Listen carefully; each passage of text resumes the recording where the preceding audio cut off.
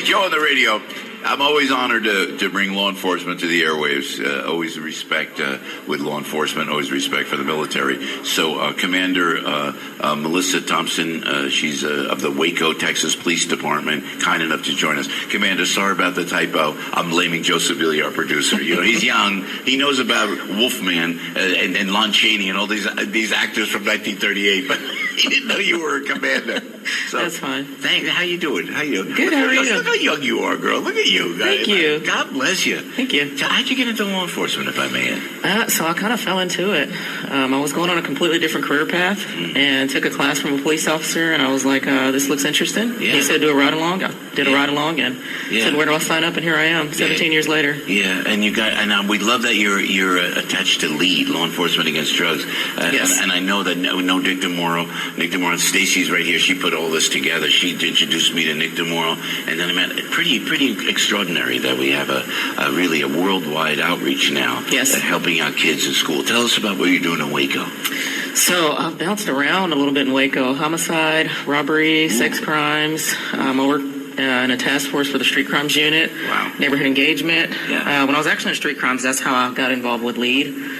We were noticing a huge uptick in youth violence, and so I started looking for programs that kind of would attack that. Just happened to be on LinkedIn, surfing around, and ran into William Chavella. Yeah, Bill Chavella, Bill from Jersey, man. Yeah, started asking a bunch of questions, and he was like, here's the program, and I said, how do I get signed up? This is fabulous. Yeah. So do you go into the schools, Commander? Do you go into the schools yourself and talk to the kids in Waco? So we have about 8 instructors now, so I am one of the instructors that's certified to go into the school, so yeah. So this is what I've been trying to do for years. And again, you're young, but 25 years ago, for crying out loud, I've been trying to bring police into the classroom. That was my theory. I had in Newark, New Jersey, where my mother and father are from.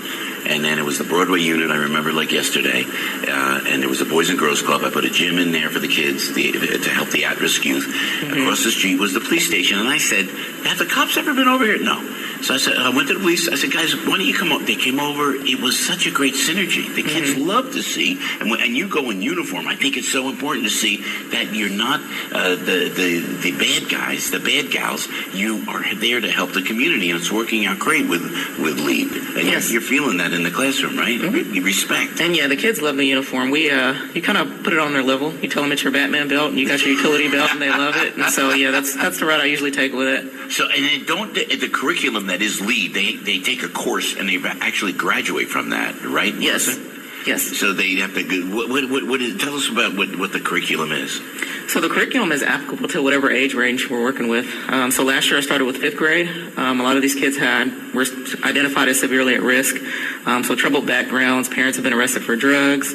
And so a lot of the curriculum was based on processing emotions, which is huge for that age. They're fighting a lot of emotions, learning how to express those emotions. Yeah. So that was awesome for those kids. They really learned how to break it down and identify what they were feeling and how to get it out. This is great, and it's working. Yes. So what do we do now? Because I have been a proponent. And people, as you're listening to Commander Melissa Thompson from Waco, Texas Police Department with Piscopo on the radio, and I tell everybody listening that I was enlightened. I didn't know. I was a bad kid, but I had my parents there. And my dad kicked my butt. You know that, right? Right? But I always say, man, if I didn't have my parents there, I don't know what I would be doing. I could be on the street. And then the story I tell, and this is the way it happened, they said, you want to help out? They sent me to Newark during the carjacking days when Newark is back. Newark is doing great now. But back in the day, there was carjacking. And I talked to a kid in an orange jumpsuit at the Newark Detention Center. He was handcuffed and shackled. And I asked him, he said, hey, Mr. Piscopo, he knew me from the neighborhood. I said, what are you in here for? He goes, homicide. He was 15 years old. You see it. Yes. What can we do to stop? I know what to stop. Melissa, I go ad nauseum every day. You got to bring corporations into the stressed areas. You got to create jobs because everybody just flees those areas, those stressed areas. You know it and I know it. Yeah. You're playing catch up with LEAD, which we love. How do you get those kids? How how do you get bothered? And then they were all guys. They were all young men. And I said, how many fathers are in the house? Not one kid raised his hand. Mm-hmm. Now, that is a problem, correct, in the stressed areas, right? Yes, absolutely, that's a problem. But the biggest thing is it's a partnership. It's not only police. You got to get families involved because police can only do so much. You only have the kids for a short amount of time. If they're going back home to that same environment, you're kind of just spinning your wheels with it. So the biggest thing that I see is get those parents involved, and then you have a lot better results with it.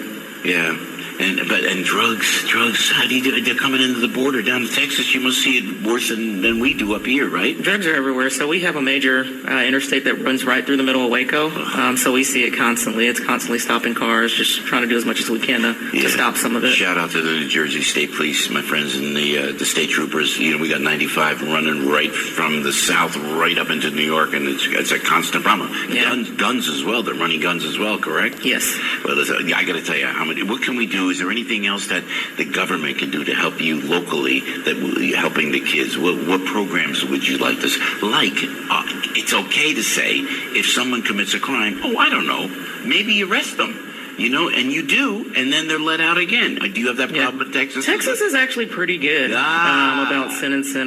We run into issues here and there, but for the most part, I'll say Texas is pretty good about doing sentences. So I appreciate that. I love Texas. You want to come up to Jersey and help us out a little bit? Oh, no, I love Texas. I'm staying in Texas.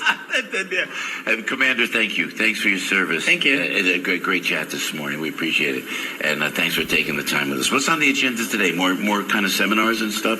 Yeah, today's a couple more breakout sessions. And then we'll be wrapping it up, and then we're catching a flight, hopefully, back to Texas this evening. Good. Did you go to the Universal Park yesterday? I did. It was awesome. Oh, you went down? Yeah, I got on a couple of rides. I got on the hook. That was amazing. Which one did you get on? They wouldn't get on it with me, but I got on the hook. Yeah. It's one of the huge coasters that makes all the dips and turns. No, thank you. No, thank you.